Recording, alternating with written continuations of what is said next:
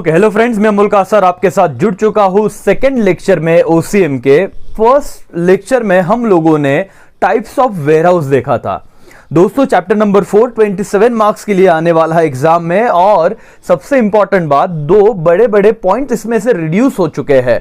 एक ट्रांसपोर्टेशन, दूसरा कम्युनिकेशन। दो वो इजी था बट बहुत सारी चीजें करनी थी। अब 3 पॉइंट रह जाते हैं, insurance, banking and warehousing, और हमने चालू किया था वेयर हाउसिंग। अगर आपने फर्स्ट लेक्चर नहीं देखा सो देखिए और समझिए कि कितना इंपॉर्टेंट वो लेक्चर था और कितना इजीली आपको समझा। दोस्तों बॉन्डेड वेयरहाउस हमने किया था। जिन बच्चों को लेक्चर याद आ रहा है, मैंने क्या कहा था उसकी मैं पहले रिवीजन करवाता हूं एंड देन आफ्टर हम आगे के टाइप पे आज जाने वाले हैं। मैंने आपको समझाया था दोस्तों कि कोई भी पर्सन या फिर मैं कहूं इंपोर्टर अगर फॉरेन कंट्री से गुड्स लेके आता है इंडिया में, पोर्ट पे वो गुड्स उतरते हैं, लेकिन किसी कारणवश वो क्या नहीं कर पाता, वो ड्यूटी, कस्टम ड्यूटी पेड नहीं कर पाता। तो जिन गुड्स पे कस्टम ड्यूटी पेड नहीं होती या नहीं की जाती, तो उन गुड्स को हम कहां पे रखते हैं? बॉन्डेड वेयरहाउस पे रखते हैं। अच्छा, कस्टम अथॉरिटी का इस पे कंट्रोल होता है। वो जो अथॉरिटी है जो वेयरहाउस में गुड्स रखते हैं, एक बॉन्ड करके देते हैं भाई कि आपके गुड्स हमारे पास है, जब आप कस्टम ड्यूटी दोगे हम आपको गुड्स क्या कर देंगे, आपके वापस दे देंगे करके। और ये भी एक पॉइंट पड़ा था कि जैसे जैसे इंपोर्टर के पास पैसे आते जाएंगे वो उतना उतना पैसा दे के प्रोपोर्शनेट गुड्स लेके जा सकते हैं। देखो आज कितने सिंपल टर्म में बता दिया मैंने, और इसी चीज को पहले बताने को, पढ़ाने को मुझे पूरा लेक्चर लगा था। हर एक चीज को मैंने अंडरलाइन किया था और आपको समझाया था। दोस्तों ओसीएम एक ऐसा सब्जेक्ट है जो लोगों को दूर से तो अच्छा लगता है, लेकिन जब उसे रीड करना चालू करते हैं, जब पेपर का वक्त आता है, तो ना बच्चे लिख नहीं पाते और कम मार्क्स हो जाते हैं। सो अगर आप रेगुलर कोर्स करना चाहते हो जिसमें आपका रेगुलर टेस्ट होगा, टेस्ट चेक करके मिलेगा, अगर आप मतलब कि चाहते हो कि लास्ट बोर्ड एग्जाम में ये जो सब्जेक्ट है इसकी वजह से आपके मार्क्स कम ना हो, तो आप मेरे लेक्चर ज्वाइन कर सकते हो। आप महाराष्ट्र के कोई भी जगह पे रहते हो, इससे फर्क नहीं पड़ता। बहुत सारे बच्चे हमसे जुड़े हैं, आप भी जुड़ सकते हो। अगर आपको मैंने जैसे कहा था कि कंटिन्यू करना या क्लास ज्वाइन करना, जरूर मुझसे जुड़े। जो भी बात रहेगी फीस की वगैरह हम कर लेंगे। राइट दोस्तों, नीचे कांटेक्ट नंबर दिया, उस पर मैसेज कर सकते हो, अपना ऐप भी आप डाउनलोड कर सकते हो। चलो आगे बढ़ते हैं। टाइप्स ऑफ वेयरहाउस में आगे की बातें हम पढ़ते हैं सर। अब हम आ जाते हैं शुरुआत से, पहला टाइप पढ़ते हैं प्राइवेट वेयरहाउस। अब आपको तो मैंने पहले लेक्चर में सब चीजें समझा दी थी कि वेयरहाउस एक इंपॉर्टेंट पार्ट होता है बिजनेस का, राइट, कि जो एक्स्ट्रा गुड्स बनते हैं हम उसे वेयरहाउस में रख देते हैं, और जब जैसे नीड होगी वैसे उन गुड्स को निकाल के हम लोग क्या करेंगे, डिस्ट्रीब्यूट करेंगे सर, राइट। और एक्सपेक्टेड क्वेश्चन है दोस्तों इस साल, तो प्लीज जरूर ध्यान से इस क्वेश्चन को समझ लीजिएगा। सबसे पहला वेयरहाउस है प्राइवेट वेयरहाउस और दूसरा है पब्लिक वेयरहाउस। कंपैरिजन के तौर पे पढ़ना तो आपको जल्दी याद रह जाएगा। इन सब टाइप में से एक टाइप मैंने पहले लेक्चर में करवा के दिया था, कौन सा? बॉन्डेड वेयरहाउस, जो डिफिकल्ट था। तो वो अगर आपको समझा तो बाकी तो एकदम सिंपल सी बात है, आपको सारी चीजें याद भी रह जाएगी और लिखते भी आएगा। नाउ सी, ध्यान दो यहां पे क्या दिया हुआ है, everybody pay attention. Private warehouse पहला पॉइंट याद रखना। अब ये हेडर याद रखना दिक्कत नहीं है, ओसीएम में मार्क्स तब मिलते हैं जब अंदर के पॉइंट्स को भी आप अच्छे से समझ के लिखो। ध्यान दो, the private warehouses are owned and operated by big manufacturer and what merchants to fulfil their own storage needs. पहला पॉइंट अगर आपने समझ लिया प्राइवेट वेयरहाउस में, तो चेकर को समझ जाएगा भाई एकदम सही बंदा समझ के पेपर को लिख रहा है, रटने की जरूरत ही नहीं है। Private warehouses are owned and operated by whom? Big manufacturer and what merchants, क्या भाई? टू फुलफिल किसी दूसरों की नीड, क्या? नहीं sir, there own storage needs. But obvious sir ये वर्ड आना चाहिए, क्यों रटे हम? वेयरहाउस बनाते ही क्यों? स्टोरेज के लिए कि नहीं? तो देयर ओन स्टोरेज नीड्स। क्या आप लोग पहला पॉइंट समझ चुके हो क्या? मेरा तरीका ही ऐसा है कि मैं आपको दो, ये थियरी सब्जेक्ट है, आपको क्लास में ही सारी चीजें करनी है, क्लास के बाद पढ़ने की जरूरत नहीं होनी चाहिए। और आपको ये लगना ही नहीं चाहिए कि हम वर्चुअल कर रहे हैं, क्योंकि मैं तो आपको पढ़ा रहा हूं। यस, आपको इंडिविजुअल मेरे साथ कर लो, खत्म कर दो। पहला पॉइंट बताओ प्राइवेट वेयरहाउस का क्या था? The private warehouses are owned and operated by big manufacturer. ये बहुत ज्यादा जरूरी बात है, जिनके पास पैसा है। अगर मैं अंबानी जी की बात करूं, क्या वो अपना खुद का वेयरहाउस बना सकते हैं क्या? Yes sir, own and manage by big manufacturer. क्यों sir? To storage of goods. किसका गुड्स? उनके खुद के गुड्स, सर ये बड़े बड़े उनके गोडाउन है, उनके वेयरहाउसेस है। समझ रहा है क्या? पहला लाइन अगर डन है तो कॉन्फिडेंस आता है मालिक आपको भी और चेकर को भी आप पे कि बंदा सही जा रहा है करके। चलो ध्यान दो, पॉइंट नंबर 2। और जब मैं ये सब पॉइंट देता हूं तो मैं एक्सपेक्ट कर रहा हूं कि आपने नोटबुक बनाई जरूर होगी उसी की, और आप अपने हैंडराइटिंग में लिख रहे होगे पॉइंट वाइज, राइट? क्योंकि पैराग्राफ के पैराग्राफ याद नहीं रहते। Big business firm which need large storage capacity on a regular basis and who can afford money construct and maintain their private warehouses। yes sir, जिनको डेली बेसिस पे क्या लगता है, उनको पता है कि हम इतने सारे मैन्युफैक्चरिंग सेक्टर में है, हमारा इतना सारा प्रोडक्शन है और हमको जरूरत है बड़े बड़े वेयरहाउस की, और जो अफोर्ड कर सकते हो डेफिनेटली वो क्या करते हैं, अपने प्राइवेट वेयरहाउसेस बना देते हैं करके। Now a big manufacturer or wholesaler may have network of his own warehouses in different parts of the country। Sir ये क्या है may have network and different part of the countries? Sir ध्यान दो यहाँ पे, सपोज रिलायंस इंडस्ट्री का गुजरात में एक प्लांट है, तो उन्होंने क्या किया, एक वेयरहाउस रखा गुजरात में, सपोज ये गुजरात का वेयरहाउस है। उनका दूसरा प्लांट है राजस्थान में, एक राजस्थान में वेयरहाउस है। तीसरा प्लांट है महाराष्ट्र में, एक महाराष्ट्र में है, तो ये कनेक्टेड भी हो सकते हैं। मुद्दा ये था 3 पॉइंट में आपको लिखना है, लेकिन इसका सबसे इंपॉर्टेंट लाइन था फर्स्ट पॉइंट कि own and operated by big manufacturer. क्या पहला पॉइंट डन है दोस्तों? Private warehouse, okay sir. Now public warehouse मतलब क्या? अब डिफरेंस के तौर पे पढ़ना, अगर आपको प्राइवेट पता है तो पब्लिक कैसे अलग है समझते हैं। पहला पॉइंट डन, बॉन्डेड वेयरहाउस समझा था, प्रीवियस लेक्चर देखा है तो। तीसरे पॉइंट पे जाते हैं और आपका आंसर बहुत ही सही होगा दोस्तों, public warehouse. A public warehouse is specialized business establishment that provides storage facility to general public for certain charges। Sir कौन किसे प्रोवाइड कर रहा है, राइट? एक ऐसा एस्टैब्लिशमेंट है पब्लिक वेयरहाउस जो जनरल पब्लिक को उनके स्टोरेज को फैसिलिटी दे रहा है उनके लिए। और क्या फ्री में दे रहा है? क्या नहीं सर, बदले में कुछ चार्जेस ले रहा है। एवरीबॉडी कम ऑन, ये चीज अगर आप अभी सिर्फ रीड करोगे और सर ऐसे आगे बढ़ जाओगे फटाफट रीड करके, याद नहीं आएगा। समझो फटाफट, पब्लिक वेयरहाउस जनरल पब्लिक को फॉर सर्टेन चार्जेस लेके वो ये सर्विसेज फैसिलिटीज प्रोवाइड करती है। It may be own and operated by individual और कोऑपरेटिव सोसाइटी। दूसरा पॉइंट सबसे इंपॉर्टेंट था। बहुत लोग बोल देते हैं कि सर गवर्नमेंट इस चीज को ओन और मैनेज करती है पब्लिक वेयरहाउस को, और यहीं पे गलत हो जाता है। It may be, underline, it may be, must नहीं, माइट नहीं, it may be owned and operated by either individuals, आप भी कर सकते हो, और कोऑपरेटिव सोसाइटी। सबसे इंपॉर्टेंट पॉइंट था दूसरा, it work under licence from the government in accordance with the prescribe rules and regulation. तीसरा पॉइंट क्या बोलता है सर, ये जो पब्लिक वेयरहाउस है ये क्या अपने मर्जी से करता है कि प्राइवेट वेयरहाउस हो जाता, वैसे तो भले इंडिविजुअल है तो नहीं सर, गवर्नमेंट इसको एक लाइसेंस लेना पड़ता है गवर्नमेंट से, और उन्होंने जो रूल्स एंड रेगुलेशन दिए हैं किन्होंने, गवर्नमेंट ने, वो फॉलो करना पड़ेगा। सी अगेन, इट वर्क, कौन सा warehouse? Public warehouse work under licence from government in accordance with the prescribe rules and regulation. 3 point कर दिए, चौथे पॉइंट की तरफ में बढ़ रहा हो। Public warehouse provide storage facilities to small manufacturer and trader at low cost. चौथा पॉइंट तो सर बट ऑब्वियस डिफरेंस की बात बन जाता है प्राइवेट और पब्लिक वेयरहाउस का। प्राइवेट वेयरहाउस बिग मैन्युफैक्चरर बना रहे थे, पब्लिक वेयरहाउस सर इसीलिए हमने ये सुविधा लाई ताकि जो स्मॉल मैन्युफैक्चरर है, जो स्मॉल ट्रेडर है, वो लो कॉस्ट पे यहां पे गुड्स रख सके। क्या तुमको भावना पहुंच रही है क्या एवरीबॉडी? यस और नो? हाँ सर।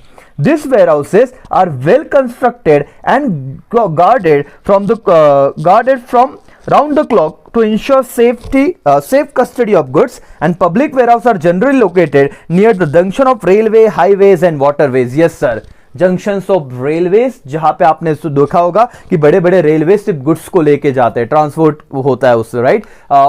हाईवेज, एयरवेज, वाटरवेज, समझ में आ रहा है, जहां से मेजॉरिटी गुड्स आते जाते हैं और ये वहां पे नजदीक होते हैं सर। जैसे कि समझ लो, यहां पे मैं आपको एग्जांपल देता हूं, ध्यान से समझना सर। ये देखो, सपोज ये वेयरहाउस आपको दिख रहा है, इसके नजदीक ही क्या होगा sir? Okay, just a minute, just a second. या आपको मैं सारी चीजें इतना परफेक्ट समझाता हूं कि बाद में आप भूल ही नहीं पाओगे।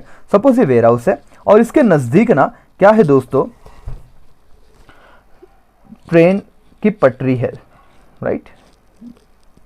जस्ट अ सेकेंड, आपको सारी चीज़ें ना परफेक्ट समझाता हूँ मैं, राइट। इसके नज़दीक से ट्रेन जा रही है, ऐसे समझो, ये है ट्रेन की पटरी, ओके। ये ट्रेन जितना मेरे को आता उतना मैं निकालता हूँ। नज़दीक तो क्या रेलवेज हो सकता है, सपोज ये समंदर है, यहाँ पे वाटरवेज हो सकता है, मतलब उसके नज़दीक आजू बाजू एयरवेज हो सकता है, अगर एरोप्लेन जा रहा है तो भावना समझ जाओ, ये लाइन आपका हो जाना चाहिए। Are generally located near the junctions of railways, highways and waterways, ठीक है एवरीबॉडी। क्या आपको पब्लिक वेयर हाउस समझा? एक मुद्दा बता दो, बिग मैन्युफैक्चरर क्या करेंगे? Private warehouse. अच्छा, स्मॉल मैन्युफैक्चरर के लिए क्या होता है? Public ware house. लाइसेंस लेना पड़ता है क्या? हाँ सर। किसके अंडर काम करना पड़ता है? जो गवर्नमेंट ने रूल्स एंड रेगुलेशन लिख के दिए। मालिक समझ रहा है क्या? Yes sir. सो आपके टाइप्स में दो टाइप्स हो गए। मैंने तीसरा टाइप बॉन्डेड वेयर हाउस कल के, मतलब जो फर्स्ट लेक्चर है जो आप देख रहे हो यूट्यूब पे, उस पे मैंने अपलोड करके दिया है और आपने देखा होगा, ये मैं उम्मीद रखता हूं। तो इसीलिए बॉन्डेड वेयर हाउस जो शुरुआत से मैंने शुरू किया था वो मैंने खत्म कर दिया है। ड्यूटी पेड वेयर हाउस क्या है सर? अगर बॉन्डेड आपको पता है तो ड्यूटी पेड तो सर समझना ही चाहिए। मैंने लास्ट लेक्चर में बता भी दिया था मोटे मोटे तौर पे कि क्या होता है duty paid warehouse sir करके। Now everybody, if an importer face any problem in transportation of goods, देखो दोस्तों बॉन्डेड हो गया अब तुम्हारा। अब क्या कर रहे हैं? Duty paid warehouse. पहले मैं आपको समझा दूं क्या नॉर्मल? हाँ सर समझा दो, ताकि ना बाद में लोड नहीं रहेगा। एवरीवन चलो स्क्रीन पे ध्यान दो, सबका कंसंट्रेशन यहां पे चाहिए मुझे, क्योंकि बोर्ड एग्जाम में सर अगर 5 मार्क्स के लिए आता है ना तो आप सिर्फ हेडिंग मत लिख के आना। सर यहां पे ध्यान दो एवरीवन, बॉन्डेड वेयर हाउस क्या था? एक तुम में से कोई एक बोलो तो, एक बोल रहा है सर सुनो सुनो, बॉन्डेड मतलब सर मैंने गुड्स लाए बाहर से, ओके, इंपोर्टर ने लाए, जो पोर्ट पे आए तो कस्टम ड्यूटी ना वो पेड नहीं कर पा रहा था, कुछ तो दिक्कत होगी, तो जिस पे कस्टम ड्यूटी पेड नहीं हुआ उसे जिस वेयर हाउस में रखा उसे बॉन्डेड वेयर हाउस कहते हैं। बट अब क्या हो गया सर, मैंने गुड्स लाए, मैंने गुड्स बाहर से मैं लेके आया, बट हुआ क्या सर, मैंने पैसे भी दे दिया, ड्यूटी भी दे दिया, मालिक कोई दिक्कत नहीं थी। बट जैसे ही पता चला लॉकडाउन लग गया, या फिर जो मेरे ट्रांसपोर्टर थे उनके यहां पे वर्कर ने स्ट्राइक कर दिया, वो बोले गाड़ी चलाएंगे नहीं, हमारी मांगे पूरी करो। अब इस केस में मैं तो फंस गया, मैंने तो ड्यूटी भी पेड कर दिया, ये देखो गुड्स आके यहां पे पड़े भी है, वो लोग सब काम भी उस पे कर रहे हैं, अब मैं क्या करूं? अच्छा ड्यूटी पेड है तो बॉन्डेड में तो रख नहीं सकते, वहां पे तो क्या है बॉन्डेड वेयर हाउस में जिस पे ड्यूटी नहीं दिया वो गुड्स रहते हैं। अब मेरे सामने आया सवाल, तो ड्यूटी पेड वेयर हाउस मतलब क्या हो सकता है सर? पढ़ते हैं देखते याद रहेगा कि नहीं। चलो, if an importer face any problem in transportation of goods after making payment of duty, 1000 बार अंडरलाइन करो, after making payment of duty, then the goods can be stored at the duty paid warehouse. Goods मंगा लिए लेकिन payment भी कर दिया, बाद में समझा कि मेरा जो ट्रांसपोर्ट कंपनी वाला है जो गुड्स लेने आने वाला था उसके यहां पे स्ट्राइक हो गया, तो ड्यूटी तो पेड कर दिया है, कहां पे रखते हैं? ड्यूटी पेड वेयर हाउस में। इतना लाइन करने के लिए मैं तो बोलता हूं फूकट के मार्क्स से ही है, जिन्हें नहीं समझ रहा था, जो आज तक कर नहीं रहे थे, एक बार पढ़ो उसी को, बहुत इंटरेस्टिंग है, बहुत भारी सब्जेक्ट है, बस आपने एक बार उसको दिल से पढ़ना चाहिए। Okay, all duty paid warehouses are public warehouses which are available to all importer, most important underline करो। क्या duty paid warehouse private होता है क्या? नहीं sir, they are public warehouses which are available to all importer. सारे बंदे जब जो चाहे वो नॉमिनल चार्जेस देके उसमें गुड्स रख सकते हैं। Duty paid warehouses help to importer as proper care of goods is taken, processing of goods can be done like sorting हो गया, रीपैकिंग हो गया, etcetera. Such a warehouse are more useful for री export of goods, this are located near port and dock areas. अब मैं समझाता हूं, पढ़ तो लिया सर, एक लाइन यहां पे आया था, प्रॉपर केयर लेते हैं गुड्स की, समझाने की जरूरत नहीं, आपको समझ चुका है। आपको यह भी समझा कि सॉर्टिंग एंड रीपैकिंग वाला वर्ड, कि यहां पे देखो गुड्स आ गए, ये लोग क्या कर रहे हैं? सॉर्टिंग कर रहे हैं गुड्स का, कि भाई ये बेस्ट कुछ इस कैटेगरी के यहां पे लेके जा रहे हैं, कुछ दूसरे कैटेगरी के हैं वो यहां पे लेके जा रहे हैं। सॉर्टिंग हो गया, रीपैकिंग हो गया, सब होता है यहां पे होता है। लेकिन एक लाइन वहां पे आई थी, ये duty paid warehouse generally क्यों यूज होते हैं पता है? मैंने इंट्रेपोर्ट आपको कंसेप्ट समझाया था, 11वीं OCM में है वो। एक होता है इंपोर्ट, बाहर के कंट्री से इंडिया में गुड्स लेके आना, एक होता है एक्सपोर्ट, इंडिया से बाहर गुड्स लेके जाना, ये दो वर्ड समझे। और तीसरा होता है एंट्रेपोर्ट, मतलब मैंने क्या किया, मैंने श्रीलंका से गुड्स खरीदा और मुझे म्यांमार में देना है। सर यहां पे स्क्रीन पे ध्यान दो, ये मेरा इंडिया है सपोज, भावनाओं को समझ लेना, मैंने पूरे दुनिया को इंडिया बता दिया, राइट। इंडिया का मैप नहीं, मैंने पूरे दुनिया को इंडिया बताया है। ये मेरा इंडिया है। मैंने क्या किया, सपोज यहाँ पे इस मैप के नीचे ना श्रीलंका दिख रहा है अपने को, भावनाएं समझो। श्रीलंका से गुड्स यहाँ पे आया और यहाँ से मैंने म्यांमार में भेजा। तो मैंने इंडिया के बोलते ना कि वो ये जो डॉकयार्ड, ये जो आपको पोर्ट दिख रहा है, यहाँ से बाहर लेके गया क्या? नहीं सर, यहाँ पे लाया, ड्यूटी पेड किया होगा, ड्यूटी पेड वेयर हाउस में रखा, उस पर थोड़ा प्रोसेसिंग किया। बट ऑब्वियस श्रीलंका से एज इट इज खरीद के एज इट इज नहीं बेच सकता ना, कुछ तो मॉडिफाई करना होगा। वहां से 10 चीजें लिए, 10 को मैंने डिवाइड किया, एक एक का एक बॉक्स बनाया और बेच दिया म्यांमार में मॉडिफाई करके, और पैसा कमा रहा हूं। तो इसीलिए देखो ये वाला लाइन क्या है, see such a warehouse are more useful for री export of goods. Reexport समझ रहा है, इंपोर्ट किया, एक्सपोर्ट मार दिया, इंपोर्ट किया, री एक्सपोर्ट कर दिया। समझ में आ रहा है? यस सर, भावनाएं समझ गई। Duty paid warehouse done. 2 point तो लिखते आएंगे, बात खत्म। पहला पॉइंट क्या लिखोगे, मैंने ड्यूटी पेड कर दी बट किसी कारणवश मैं वो गुड्स बाहर नहीं लेके जा पा रहा हूं, तो वो ड्यूटी पेड कहां पे रखो, ड्यूटी पेड वेयर हाउस में रख दो गुड्स। ठीक है, सिंपल सा था। वहां पे प्रॉपर केयर लिया जाता है। पब्लिक वेयर हाउस से पब्लिक जो है सी क्या कि this warehouses are public warehouses generally, right, and nominal charges पे आपके गुड्स को केयर करेंगे, मॉडिफाई मतलब है ना कि सॉर्टिंग करेंगे, रीपैकिंग करेंगे, सब चीज आप चाहो वो चीज कर देंगे। री एक्सपोर्ट के केस में यूज होता है। दोस्तों 3 पॉइंट रह गए, लेक्चर खत्म हो जाएगा। यहां तक ध्यान दिया, पूरा ध्यान देना। मां कसम 5 पॉइंट तो आपके हो ही जाने चाहिए। 4 तो हो गए हैं। Public warehouse, private warehouse, bonded warehouse, duty paid warehouse. बोलो, चलो मेरे साथ गाना गाओ। कौन से 4 पॉइंट देखे sir? Types of warehouse, everybody come on. Public warehouse, private warehouse, bonded warehouse, duty paid warehouse. बोलो 10 बार मेरे साथ बोलो। सर घर वाले क्या बोलेंगे, वो ना मार्क्स आने के बाद बहुत अच्छा बोलेंगे। टाइप्स ऑफ वेयर हाउस, चलो पब्लिक से शुरू करें या प्राइवेट से? सर प्राइवेट दिया तो प्राइवेट से करो, ठीक है। Private warehouse, public warehouse, bonded warehouse, duty paid warehouse. Everybody come on, तुम्हारे लिए हो रहा है। अच्छा फेस टू फेस मेरे साथ बैठते तो नहीं बोलते, क्या बोलते ना? चलो everybody, private warehouse, public warehouse, क्या duty paid warehouse, bonded warehouse. Sequence कुछ भी है, 4 आने चाहिए। Private, public, bonded, duty paid warehouse word लगा लो। Private, public, bonded, duty paid. Once again, private, public, bonded, duty paid. 4 हो गए क्या? 5वां तो गवर्नमेंट है, 6वां कोऑपरेटिव है, 7वां कोल्ड स्टोरेज है। खत्म हो जाता। 7 के 7 मार्क्स। कौन कहता है कि सब्जेक्ट लर्न नहीं होता? हम करेंगे। See government warehouses, this warehouses are owned, managed and controlled by central Modi ji and state government, अगर आप महाराष्ट्र में हो तो उद्धव ठाकरे जी, और public authorities. I repeat, government warehouses लिखो 2 मार्क्स के लिए। आप लिखोगे sir this warehouses are owned, manage and control by, सिर्फ सेंट्रल क्या? नहीं सर, सेंट्रल गवर्नमेंट तो है ही, लेकिन स्टेट गवर्नमेंट या पब्लिक अथॉरिटीज भी। It is difficult for small farmers, businessmen, trader to own warehouses, so this government warehouses assist them in storing goods at what nominal charges।